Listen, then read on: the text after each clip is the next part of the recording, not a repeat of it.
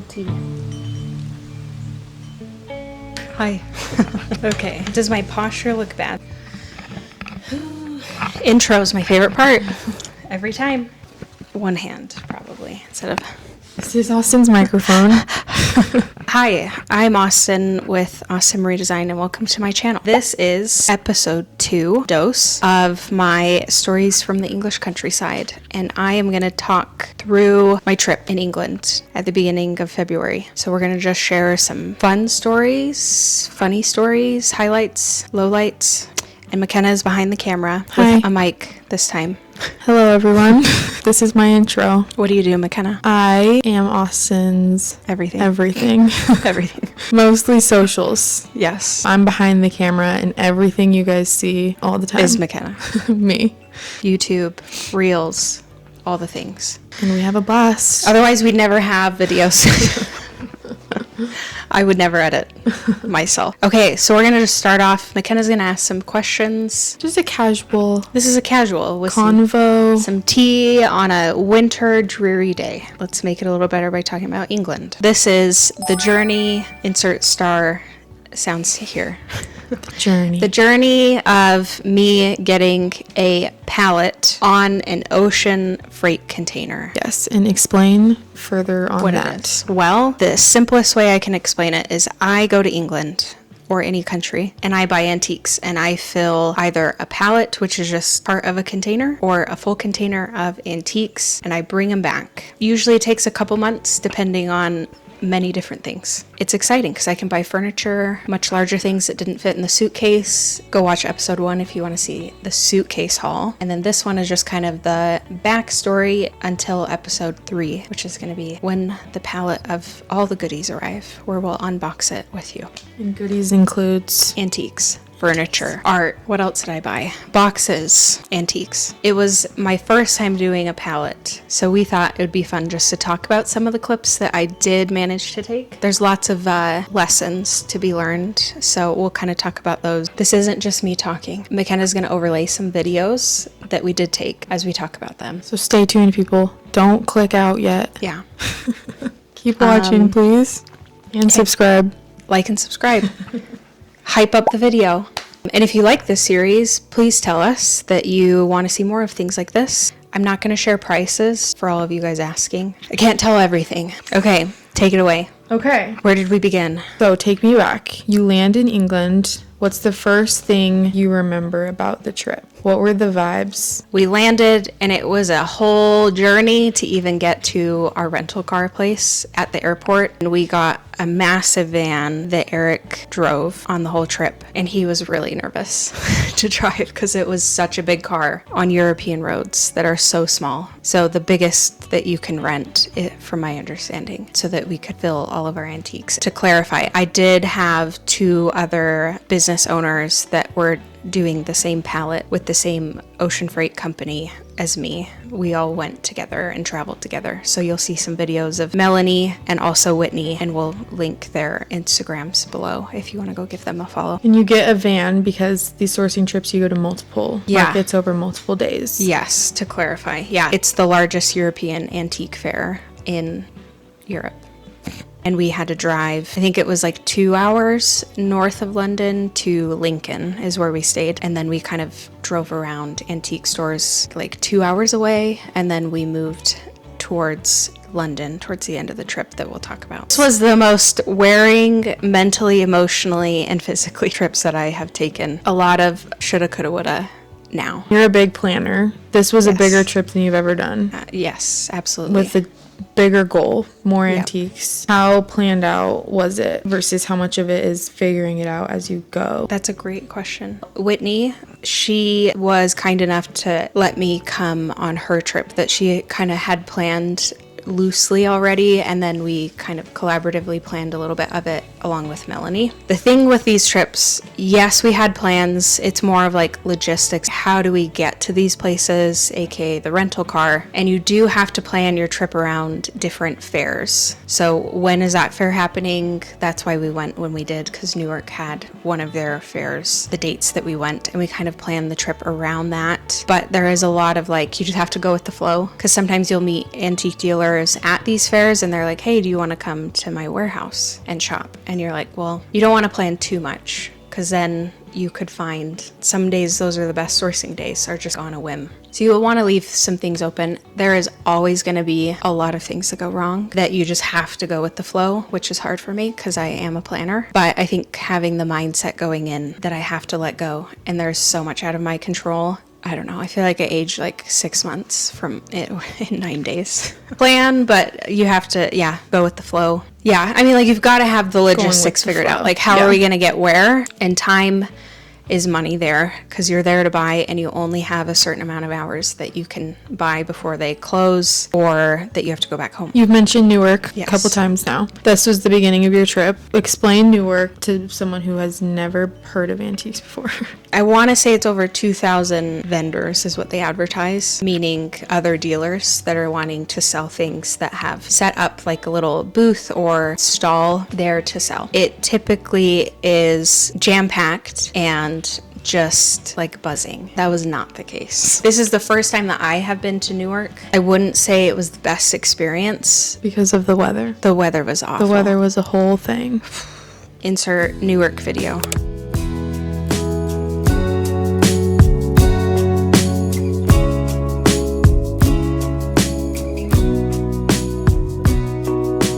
Okay, we're here in England and we are at Newark Antique Fair. Usually there's over 2,000 stalls, but it's extremely cold and about to rain. But I want wet bandits or the cold bandits? We are looking for furniture to fill part of a ocean freight container. I thought, let's bring you guys along with us while we're in jolly old England. I'm going to try and film as much as I can, but it is so cold that I haven't had a chance. But we got here at 6 a.m. Here we are. It is 7:30, I think, and we'll see how long we can last. We got about 3.5 hours of sleep.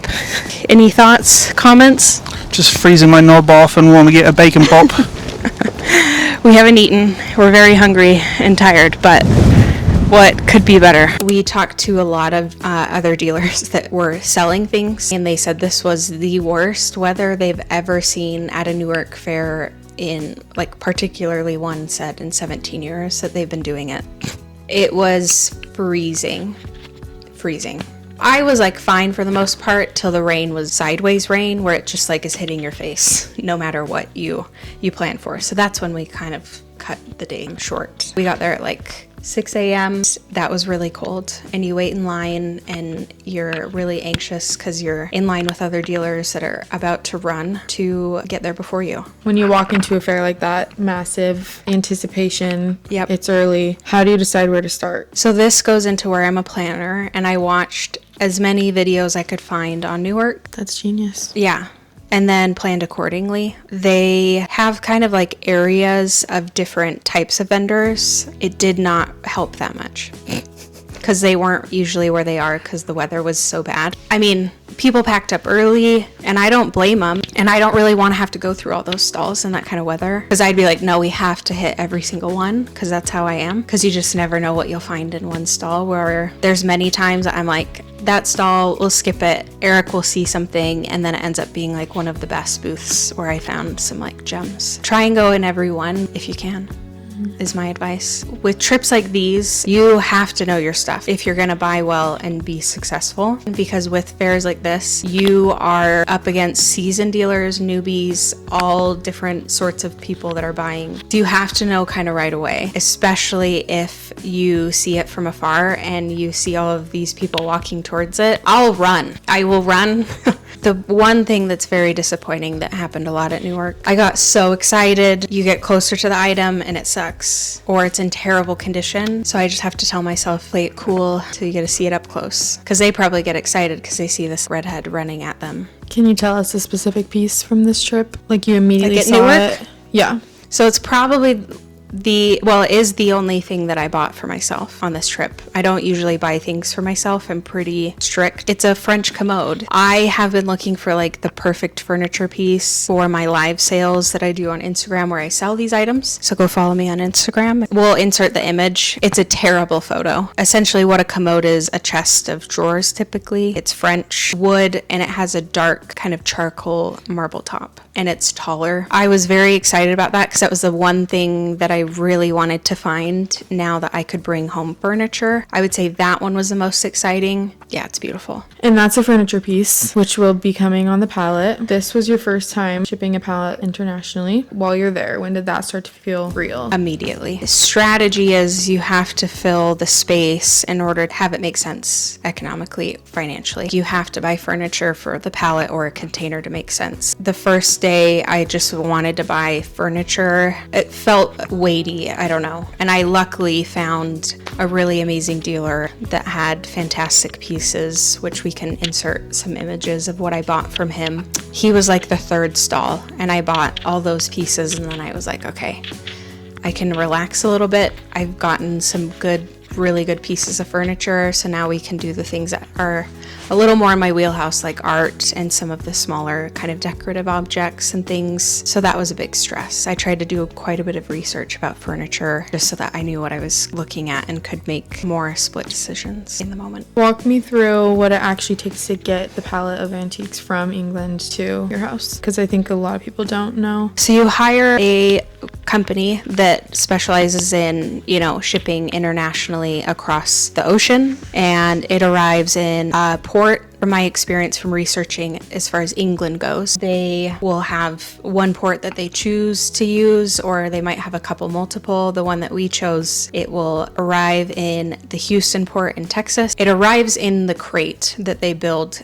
on my pallet. So everything gets packed in, put on a pallet, and then crated around it for protection. And then that pallet and crate will be delivered to my home. The part that is really hard is you just don't know how long it's going to take. It's dependent on many different things, so it's a little out of your control as far as when it arrives. So there's a lot that goes into it, people. Correct. A lot of people on Instagram are like, oh my gosh, you have the best job. And I believe that I do. But it also is, getting up at 4 a.m. every day, going to bed late, you're wrapping, packing, having to use your brain a lot, negotiating all the things in a new country, and it's hard. So not a vacation.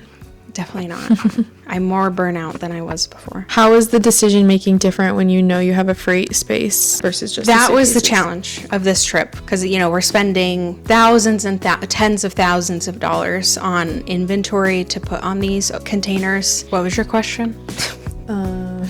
How is the decision making different? Okay, so decision making, obviously, it frees up a lot of things by being able to use a container, because I can do furniture, larger items, bigger artwork pieces. It was a little bit of like adapting to looking for those things. I can bring home kind of whatever I want, and you just have to know a lot more about a lot of different items. So decision making was a lot harder for me. Did you go to any other markets or shops? What were the shops like? We went to a lot of shops. I don't even know how many. We went to a lot. They all were great. Some were not. Hey, we are at Harrison's Antique Center, and I'm here with Whitney.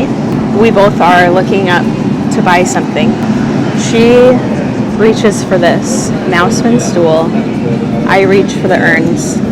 And that's why I think it's lovely to shop with other people that have different styles and interests, because you look and find things that you would have never looked for. And I just learned about a Mouseman apprentice stool from Whitney. And I just learned about urns and how you can tell old from new. And there's so that. Fun. We went to one more fair at the very end of the trip. It's one that I go to all the time. I didn't find a lot of furniture, unfortunately. There was not a lot of vendors at that one either because of the weather, which I know a lot of you are going to be like, why did you go in February? Well, it was an unusually cold and terrible slew of weather that wasn't the norm for England. These fairs that you've mentioned are pretty popular. You talked to me a lot about the other people that you went with a few people. You mentioned that this was a very, what's the word, sociable? Yeah, Networking. You ran into a lot of people from the States, fellow antique shops. Tell us about that.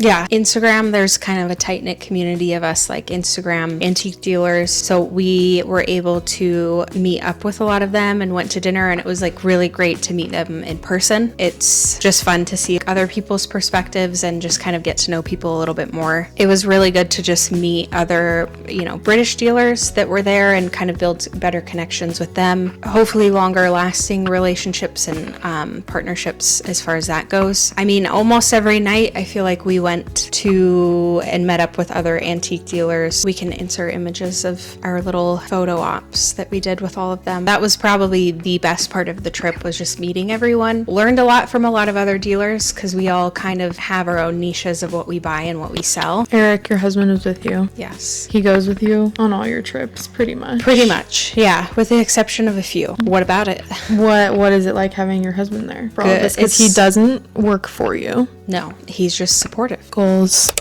We are packing the items that we would like to bring back to you, guys to purchase before the container arrives back to Utah.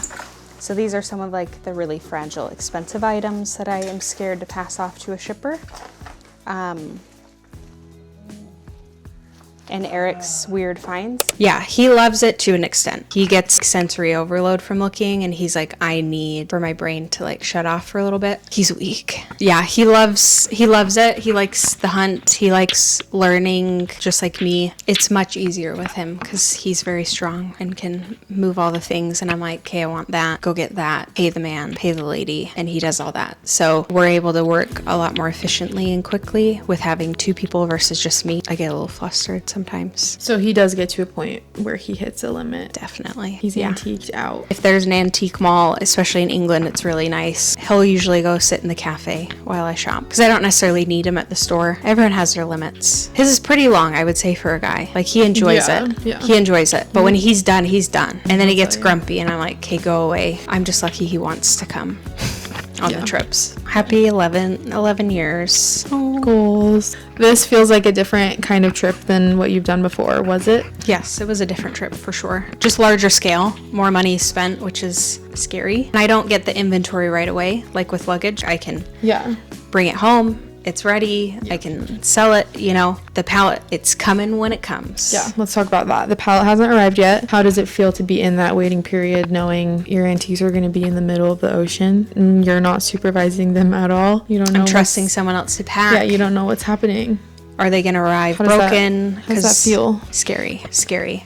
But once again, you hope that you hired the right company that is going to take care of your stuff. Things are going to go wrong. Things are going to break. The chances of nothing breaking, being shipped across the ocean and then traveling either by van or train or however it's going to get here, go with it. I've evolved as a human, I guess, through this whole process because it's just out of your control and there's nothing you can do about it. You've talked a lot about how kind of in this business, it's a lot of risk and unknowns. As much as you want to plan, there are those logistics that you can't. I ask myself a lot, why do I do this? Because I love antiques, how things are built and figuring out things. But yeah, it's all a gamble. Because even if you buy something, it's like, is someone going to buy it? Did you buy it for a good enough price that you're not taking a loss on that item? And then how quickly is it going to sell? And it's a lot scarier when it's on a much larger scale. Why we do it. For the teaks. If someone watching this is thinking about doing a trip like this, what's like one thing? Don't do it. Oh, I'm just kidding. There we have it, people. This may sound like a cop-out, but just do your own research. Also, I don't even know how many hours talking to people and trying to get information from different companies, and I can't tell you how many quotes I got trying to coordinate with companies to get pricing and how things work. And this may sound terrible, but I'm not going to tell you. I'd be happy to tell you about antiques in general, but that's something that I worked really hard to find out for myself. She puts a lot of time. A lot. Money. That being said, though, I am happy to help answer questions about a lot of things. I may get ridiculed in the comments. Hate on her in the comments. It's good engagement. No, please don't. No, I'm just kidding. No, I'm kidding. Do not. She will cry. Yeah. Wrapping up, what are you most excited for people to see when the pallet finally gets here? I think I'm mostly excited about the furniture, and I do have some really amazing art. So I have a haul video that I took and shared to Instagram already of some of the items that I bought at Harrison's Antique Mall. And I have a lot of really cool boxes that I am so excited about. I have a lot of good art coming. You don't have a ton of time for fun or culture activities. What's that called? But you did some things. Yes, mainly because all the shops were closed. So we couldn't go shopping because they all were closed. But no, Eric and I, this was probably one of the first trips that we didn't make time for just like enjoying being in a different country. We really love to travel, and that's part of the perk of this job, that I have built this business enough to where it's allowed me to travel abroad for these sort of things, because it's not cheap, which boo-hoo, Austyn has to go to Europe to buy antiques. I understand. But we always try to make time for the fun things. And this trip, we went to Lincoln Cathedral. It was incredible. And they also were doing some sort of like evensong event that evening that we were there. So there was a lot of people be singing, they be preaching. We heard some music being played. That was really, really cool. I don't remember when it was built, but it was a really long time ago. Beautiful. In England, the countryside. Just all the little sheepies and the cows. Lots of scones and clotted cream, lots of tea, and a lot of caffeine. But yeah, I think that's about it. Well, it's the last day, and we have finished the trip in Henley-on-Thames, which is like an hour outside London, I want to say. You're just a dark, mysterious man in the back. So Eric has like 95% of it packed, I believe. Things would have been fine, but then I threw a wrench in Eric's plans by buying a painting and a set of 6 volume books of, I mean, they're pretty amazing. They're worth it. But they are Princesses of England, and I have a complete set of 6. They're amazing. These were a gem that I didn't plan on finding. So they're half leather. We've got Empress Matilda. One of the better paintings. I know. Well, now you get why I wanted to get it. So I'm this. not mad or disappointed. I don't know if you heard that, but he said I'm not mad or disappointed. But here is this beautiful artwork, and it's in an amazing frame. And it reads Chepstow Castle, William Pitt, I believe, 1849 on the back. Oh, Chepstow Castle in Monmouthshire, W. Pitt, 1849. It's pretty amazing. Got it all. It's got cows, it's got beautiful landscape, it's got a castle right here. So this was the last purchase. And I called Eric while I was at this antique store, and I said, do we have room? And he said, measure it and let me know. And he said, I think we can. And I would have gotten probably at least 15 more books, but we don't have room. That is the last day. Oh, the other book that I did get is a prize binding, green leather book on London specifically. This book was awarded to George Nelson Lacey for, actually I don't know what that one was, it says, being the music prize in the 3rd grade at Mill House School, which I just think is really special. So it's printed 1900, and this book was written by Walter Besant, and it goes through like all of the different periods that London has gone through. Anyway, this goes through kind of all of the different periods. So like after the Romans, during the Anglo-Saxon period when France ruled under William the Conqueror. It talks about like different types of antiquities, Tudor period, and the architecture during that time. I don't know when this one will be available on the website to purchase, because I do want to kind of enjoy this one myself, and then it will go on awesomredesign.com. My heart is full. That's how I feel. Just feel lucky to have this be a business of mine that I've built, and that's thanks to partially you guys. It's so beautiful here.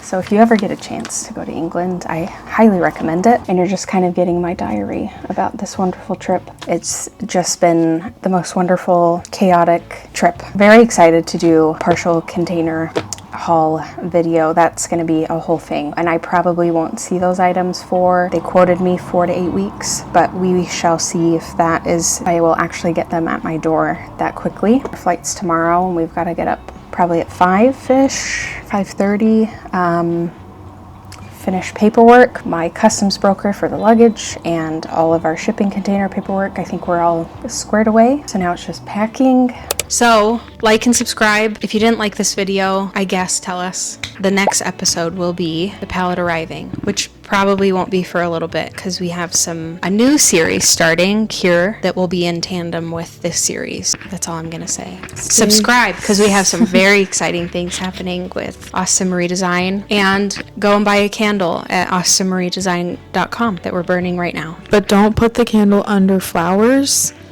We learned today. Well, I McKenna learned today. That if you put it under a flower, it will burn. The flowers. I'm like, McKenna, do you smell something burning? She's like, I thought you were making toast. And I'm like, why would I be making toast right now? We're about to film a video. She's like, where is that coming from? And I'm like, is the softbox light? Is it on fire? No, just the hydrangea. Just my hydrangeas. But you also would make toast right before we film. Actually, that's fair. That's par That's for the not out of course. pocket. I'm like, what can I do to put off being on camera?